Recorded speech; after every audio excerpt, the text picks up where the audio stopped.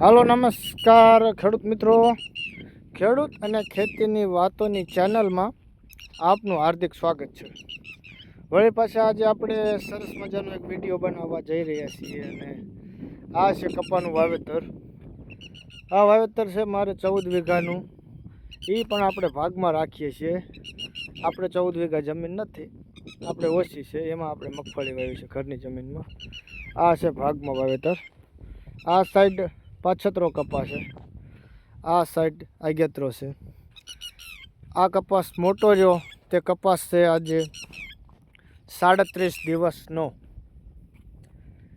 30 જૂને વાવ્યો હતો અને આજે છે 7 જુલાઈ, એટલે 37 દિવસ.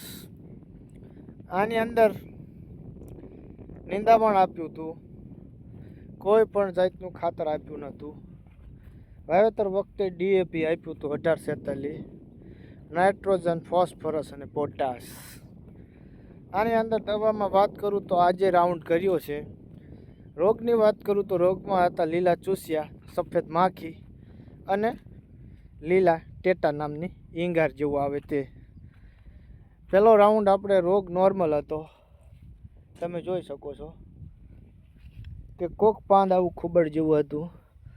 એટલા માટે આપણે પહેલો રાઉન્ડ 80 ફેટનો કર્યો હતો અને 80 ફેટથી આ રોગનું નિયંત્રણ થઈ જાય છે.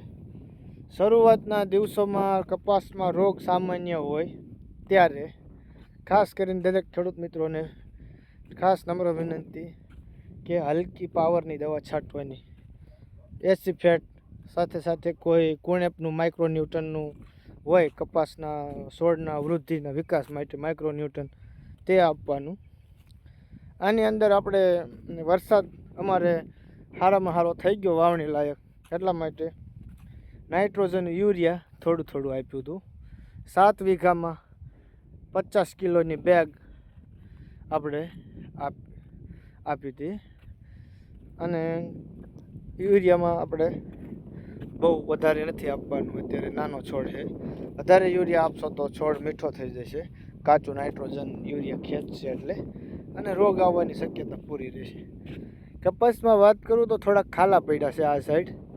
આ સાઈડ ખાલા બહુ નથી, કારણ કે કપાસમાં ત્યારે વાવેતર વખતે ગરમી વધારે પડી હતી અને લૂ પણ વધારે આવતી હતી, એના લીધે ખાલા પડ્યા હતા. થોડુંક બિયારણમાં પણ તકલીફ પડી હતી, એટલા માટે.